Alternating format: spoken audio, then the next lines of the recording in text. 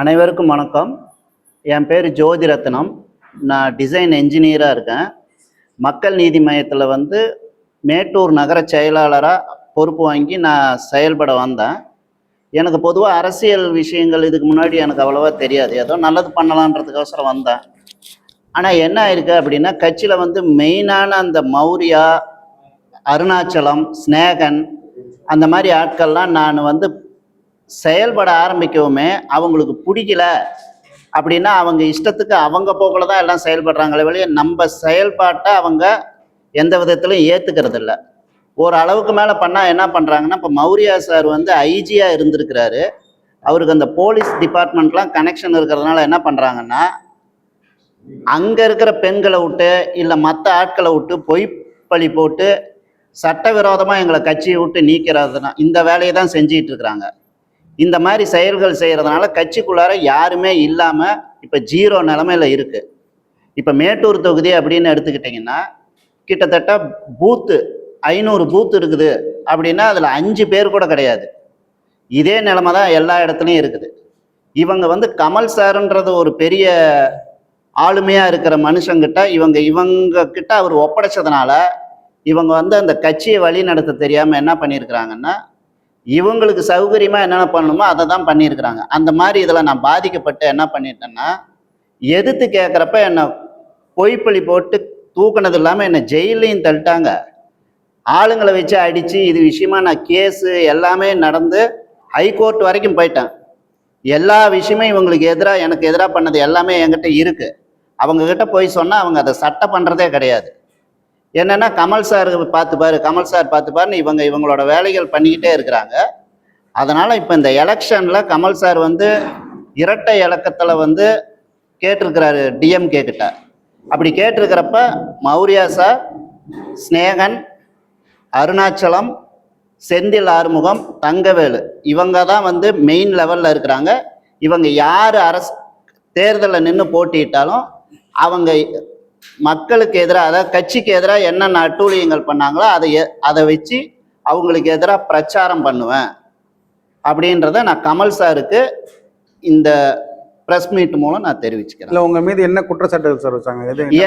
என் மீது என்ன குற்றச்சாட்டுனா, கட்சியில் ஏற்கனவே இருந்த ஒரு பெண்ணில் பாலியல் அப்ரோச் பண்ணியிருக்கிறேன், பாலியல் தொந்தரவு பண்ணியிருக்கிறேன் அப்படின்னு சொல்லி அந்த பெண்ணை வச்சு எஸ்பி ஆஃபீஸில், சேலம் எஸ்பி ஆஃபீஸில் புகார் கொடுக்க வைக்கிறது. இவங்க ரோலில் வரமாட்டாங்க.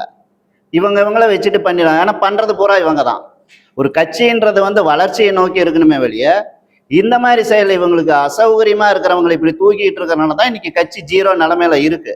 இது கமல் சாருக்கு சுத்தமாக என்ன பிரச்சனையை முன்னெடுத்த போது உங்க மேல பழி சுமக்கப்பட்டது? கட்சியில் முன்னெடுத்ததுக்கு காரணம் என்ன அப்படின்னாங்க சார், மாவட்ட செயலாளர் சீனிவாசன், அனுஷியான்றவங்க அந்த தொகுதியில் மாவட்ட செயலாளராக இருந்தவங்க.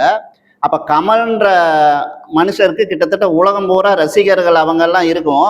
வெளிநாட்டு மக்கள்கிட்டலாம் நாங்கள் இந்த மாதிரி நாங்கள் ஹெல்ப் பண்ணுறோம், பிடிக்கிறோம் அப்படின்னு ஃபண்டு கலெக்ட் பண்ணி இவங்க சொந்த செலவுக்கு வச்சுக்கிட்டாங்க. எவ்வளோ சார் அமௌண்ட் இருக்கும் அது? சார் அமௌண்ட்டுன்றது இவங்க ஒரு நர்சிங் இன்ஸ்டியூட் நடத்துகிறாங்க சார். நர்சிங் இன்ஸ்டியூட்டில் கிட்டத்தட்ட 20-30 பெண்களை வச்சு தான் பெண் ஸ்டூடெண்ட்ஸை வச்சு தான் நடத்துகிறாங்க. அவங்களெல்லாம் கொண்டுட்டு நிறுத்தி ஏதோ கட்சிக்காக செயல்படுற மாதிரி காமிக்கிறப்ப அவங்க என்ன பண்ணிடுறாங்க, சரி கமல் சார் கட்சி வருது, நம்ம ஒரு நல்லது பண்ணலாம் அப்படின்னு அவங்களுக்கு கிட்டத்தட்ட நிறையா உதவிகள் பண்ணியிருக்கிறாங்க. அது நமக்கு வெளியில் சொல்ல வரல. ஆனால் இந்த விஷயங்கள்லாம் எனக்கு ஃபாரினில் இருக்கிறவங்கலாம் சொல்ல கேட்கவும் தான், இந்த மாதிரி பண்ணாதீங்க, நம்ம கட்சி ஒரு நல்ல நிலைமைக்கு வரணும்னா நல்ல விஷயங்களை செய்யலாம் அப்படின்னு கேட்க போக தான் எனக்கு இந்த மாதிரி பிரச்சனைகள் இன்னைக்கு நான் குடும்பத்திலே இல்லைங்க சார். ஒரு ஏற்கனவே இருந்த பிரச்சனை எனக்கும் என் மனைவிக்கும் இருந்த பிரச்சனையில் இப்போ என்ன ஆயிடுச்சுன்னா, நான் பாலியல் குற்றம் அது இதுன்னு சொல்லும் டோட்டலாக என்னை வீட்டை விட்டு துரத்திட்டாங்க. இது விஷயமா என் பொண்ணே கூட கட்சி ஆஃபீஸ்க்கு இப்படிலாம் பண்ணுறீங்களே நியாயமாக இருக்கா, உங்களோட சௌகரியத்துக்கு ஒரு குடும்பமே நாசமாகுதுன்னா அது அவங்க சட்டையே பண்ணுறதில்ல. கமல் சார்கிட்ட கொண்டுட்டு போனால் அவங்க என்ன சொல்லிடுறாங்கன்னா, தவறாக இதே மாதிரி சொல்ல, இது மாதிரி கிட்டத்தட்ட கட்சியில் எல்லாரையுமே அப்படி தான் நீக்கி இருக்கிறாங்க. இது எதுவுமே அவருக்கு தெரியாது. ஏன்னா அவ்வளோ பெரிய மனுஷங்க, அவ்வளோ தூரம் நாட்டில் தெரிஞ்ச மனுஷங்களுக்கு இன்னைக்கு கட்சியில் ஒருத்தருமே இல்லைன்றதுக்கு காரணம் என்னென்னா, இவங்களோட செயல்பாடு இவ்வளோ மட்ட ரகமாக இருக்கிறதுனால தான் இருக்குது. ஆனால் இது தெரியாமல் அவர் 5 சீட்டு கொடுங்க 10 சீட்டு சொன்னீங்க இல்லையா, வெளிநாட்டுல இருந்து இந்த மாதிரி சொன்னாங்க. ஆமாங்க சார். அவங்க ஏன் வந்து வரலன்னா கூட ஒரு வீடியோ பதிவை போட்டு அனுப்புவாங்க. இது பார்த்தீங்கன்னாங்க சார், இப்போ வந்து ஒரு பிரச்சனையில பாதிக்கப்படுறவங்க என்ன பண்ணிடுறாங்கன்னா அதை விட்டு விலகி போயிடுறாங்களே வெளிய. அரசியல்ன்றது அவங்களுக்கு புதுசு, அதை விட்டு விலகி போயிடுறாங்களே வெளிய. இதை கொண்டுட்டு வந்து செய்யணும் அப்படின்றதுல ஏற்கனவே இப்போ அருணாச்சலம்ன்றவர் ஒரு வக்கீலா இருக்கிறாரு, மௌரியான்றவர் ஐஜியா இருக்கிறாருன்னா, ஒரு போலீஸு ஒரு வக்கீல் அவங்க வந்து அரசியலுக்குள்ளார இருக்கிறாங்கனாலே இப்போ ஒரு சாமானிய மனுஷன் வந்து கேள்வி கேட்கறதுக்கே பயந்துக்கிறாங்க. இப்போ பார்க்க போனால் நிறையா பேர் வந்து பேசாமல் வந்துட்டாங்க. ஏன்னா அவங்கள பொது வெளியில் கூட்டிகிட்டு போய் அசிங்கப்படுத்தி ஸ்டேஷனில் உட்கார வச்சு அவங்க என்ன பண்ண முடியும்? அந்த கட்சியில் சேர்ந்தவங்க எல்லாருமே ஒரு ஆரம்ப நிலையில் இருந்தவங்க தானே, அரசியல் அனுபவம் கிடையாது.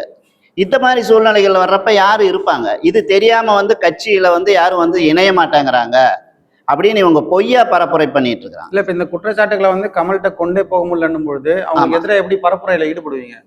எப்படிங்க சார்? இப்ப இந்த புகார்களை வந்து கமல்கிட்ட கொண்டு போய் நியாயம் கேட்க முடியல அப்படின்னும் பொழுது ஆமா, இந்த அவங்களுக்கு எதிராக எப்படி நீங்க வந்து பரப்புரைகளை ஈடுபடுவீங்க சார்? எதுக்கு எப்படி பரப்புரைனா, அவங்க என்கிட்ட பேசின ஆடியோ எல்லாமே இருக்குல்ல, டெலிபோனிக் டிஸ்கஷன் எல்லாமே இருக்கிறப்ப என்ன பண்றாங்கன்னா நம்ம கிட்ட அப்படியே நல்லபடியா பேசுறாங்க. இப்ப கமல் சாருக்கு துணைத் தலைவர்னு இவரை போட்டிருக்கிறாரு, தங்கவேல் சார்கிட்ட சொல்றப்ப நாங்க போன வாரம் சொல்றோம் இந்த மாதிரி பண்ணீங்கன்னா பிரஸ் மீட் வைப்போம் அப்படின்னது. என்ன பண்றாரு, சரி பிரஸ் மீட்லாம் வைக்காதீங்க, நாளைக்கே கமல் சார்கிட்ட பேசிட்டு இதுக்கு ஒரு அரேஞ்ச் பண்றான்றாங்க. ஆனா அதுக்கப்புறமேட்டு என்ன பண்றாரு, போன் அடிச்சா எடுக்கிறது இல்லை. ஏன்னா ஏற்கனவே அவர்கிட்ட தப்பா சொல்றதுனால என்ன ஆயிடுது, நாங்க இந்த அளவுக்கு வரமாட்டோம்னு அவங்க நினைச்சுக்கிட்டு அவங்க அந்த இன்ஃப்ளூயன்ஸில் போகிறாங்க சார். அவங்களுக்கு வந்து உண்மையாலுமே கட்சியை வழிநடத்த தெரியல.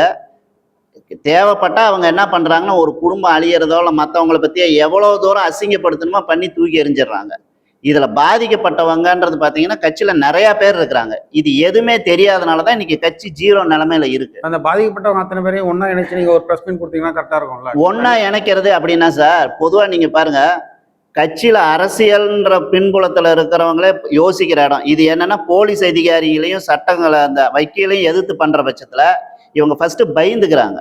ஒரு சராசரி மனுஷங்க வந்து ஒரு முன்னாடி வா அப்படின்னு நான் கிட்டத்தட்ட பேசுகிறப்ப ஒரு மீடியாவில் சொல்கிறப்ப என்ன பண்ணுறாங்க, எல்லாருமே ஆதரவு தெரிவிக்கிறாங்க.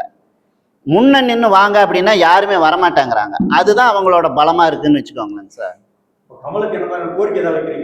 கமல் சாருக்கு என்ன கோரிக்கைன்னா, இவங்களை வச்சுட்டு நீங்க கட்சி நடத்துனீங்கன்னா எப்படி கட்சி விளங்கும்? அடிப்படை மக்களோட தேவைகள், அதாவது நாடை விட்டுருங்க, அவரோட ரசிகர்களே அவரை விட்டு போயிட்டு இருக்கிறாங்கன்ற விஷயம் கூட அவர் தெரியாம இவங்க சொல்ற செய்தி வச்சுட்டு அவர் செயல்பட்டாருன்னா எந்த நிலைமையில இருக்கும்? மகா மட்ட ரகமான செயல்களை செஞ்சிட்டு இருக்கிறாங்க. ஒன்றும் இல்லை, பரிசு கமல் சார் வந்து டெல்லியில போய் பதவி ஏற்கிறாரு அப்படின்னா ஒரு ஆள் வந்து ஃப்ளைட் பிடிச்சி போனான்னா கிட்டத்தட்ட 40,000 50,000 செலவு பண்ணிட்டு போகிறாங்க. அவங்கள பார்த்தது அங்கே இருக்கிற மாநில செயலாளர் இவங்களை பார்த்தது போய் பாத்ரூமில் ஒளிஞ்சிக்கிறாங்க. இவ்வளோ தூரம் செலவு பண்ணிட்டு வந்தாங்களேன்றதில் அவங்க வந்து அவங்கள முன்னிறுத்துறது தயாராக இல்லை.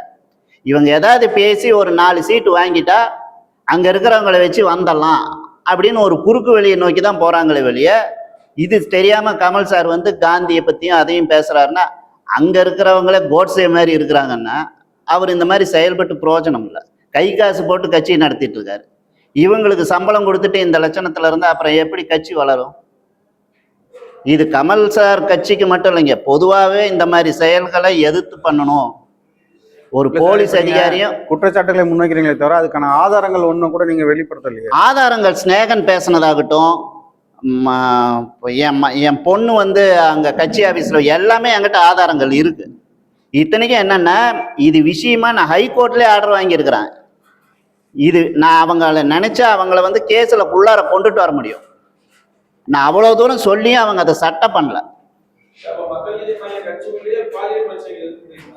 மக்கள் நீதி மையம் கட்சியில் என்ன பண்ணுறாங்கன்னா சார், பொதுவாக இருக்கிற அந்த மேல்மட்ட இப்போ மற்ற கட்சி எடுத்துக்கிட்டீங்கன்னு வச்சுக்கோங்களேன், அவங்க வந்து கட்சிக்குள்ளார வந்து அடிச்சுப்பாங்களே வெளியே கட்சியை விட்டு தர மாட்டாங்க. இவங்க என்ன பண்ணிக்கிறாங்கன்னா, இவங்களோட வளர்ச்சிக்காக கட்சியில் இருக்கிறவங்க மற்றவங்க இடைஞ்சலாக இருந்தால் அவங்க மேலே வேற யாரையாவது வச்சு பாலியல் குற்றத்தை சுமத்தி அவங்கள கொண்டு போய் ஸ்டேஷனில் விட்டுறப்ப அவங்க வீட்லேயும் பிரச்சனையாகி வெளியிலையும் சொல்ல முடியாமல் கட்சியை விட்டு போயிடுறாங்க.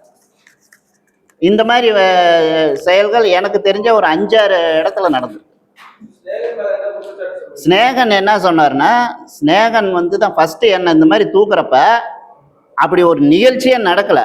நான் ஸ்நேகன் சார்கிட்ட கேட்குறேன், சார் இந்த மாதிரி கட்சி விட்டு இந்த மாதிரி நான் ஏதாவது ஒரு பொண்ணை பிரச்சனை பண்ணதா சொல்கிறாங்களே அப்படின்னோன்னு அவர் என்ன சொல்கிறாருன்னா, நீங்கள் போய் பிரச்சனை பண்ணலைங்க, பிரச்சனை பண்ணவங்க கூட நீங்கள் இருந்தீங்க, அதனால தான் உங்களை கட்சியை விட்டு தூக்கணுன்றாங்க. அந்த பொண்ணுக்கிட்டே போய் கேட்டேன், ஏன்னா அந்த பொண்ணு என் மேலே மதிப்பாக தான் இருக்கிற பொண்ணு. அப்படி ஒன்று நடந்ததே அந்த பொண்ணுக்கு தெரியல. இப்ப அந்த பொண்ணுக்கே தெரியாம புகார் வாங்கியிருக்காங்க. புகார் அது எல்லாமே என்கிட்ட ஆடியோ இப்ப இருக்கு. அந்த அந்த லேடி சொல்லலாம்ல அத. சார் பொண்ணு அந்த புகாரில் ஜெயிலுக்கு நான் போகலைங்க சார். இந்த புகார் வந்து பாலியல் குற்றச்சாட்டில் என் மனைவி என் குடும்பம் என்னை விட்டு வெளியில் அனுப்பிச்சிருச்சு. இது என்ன ஆயிடுச்சுன்னா, இவன் வந்து ஏற்கனவே இந்த மாதிரி பொம்பளை பொறுக்கி அப்படின்ற ஒரு காரணத்தை சொல்லி நான் என் மனைவி மேலே நான் என்னோட ப்ராப்பர்ட்டி எழுதி வச்சுருந்தேங்க. அதை அபகரிக்கிற நோக்கத்தில் என் மனைவியோட சொந்தக்காரங்க இவங்களோட சேர்ந்து என் மேலே பொய்ப்பழி போட்டு என்னை ஜெயிலில் நான் கத்தி எடுத்து கொலை பண்ண வந்தேன்ட்டு என்னை ஜெயிலில். நீங்க பாலியல் குற்றச்சாட்டுக்காக நீங்க ஜெயிலுக்கு போல? பாலியல் குற்றச்சாட்டுக்காக நான் இது பண்ணல. பாலியல் குற்றச்சாட்டுன்றது வந்து என் மனைவி வந்து என்னை வீட்டை விட்டு அணைச்சது இல்லாமல் எனக்கு எதிராக வந்து இவன் கேரக்டர் சரியில்லை அதனால் நான் இது பண்ணிட்டேன்றதை கொண்டுட்டு போயிட்டான். கிட்டத்தட்ட நான் எனக்கு இதில் 3 கேஸ் வந்துருச்சுங்க சார்.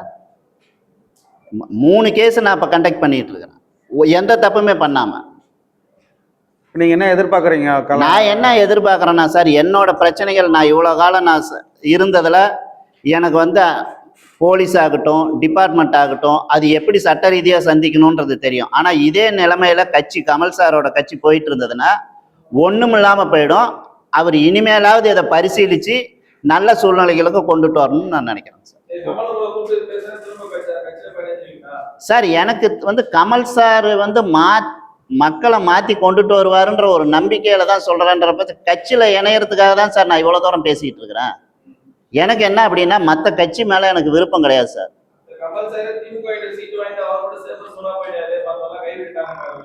ஓகேங்க சார், நான் கேட்குறது என்னென்னா, கமல் சார் தனிச்சு நின்னப்ப அவருக்கு எந்த அளவுக்கு ஆதரவு வந்துச்சு? அப்போ அவர் தனியாக தானே நின்னார், கை காசு போட்டு நின்னப்ப அவருக்கு எந்த ஆதரவுமே வரலான்றப்ப அவர் என்ன முடிவு எடுக்கிறாருன்றதை நம்ம முடிவு பண்ண முடியாதுல்ல. அவருக்கு அரசியலுக்கு வந்ததே காலங்கள் கடந்து இருக்கிற காலத்தில் ஏதோ ஒன்று பண்ணி அப்படியாவது போய் ஏதாவது வரலான்னு கூட அவர் முடிவு பண்ணியிருக்கலாம். அவர் எல்லாத்தையுமே எதிர்த்து நின்னப்ப எந்த அளவுக்கு ஆதரவு கிடைச்சது? இல்லைல்ல.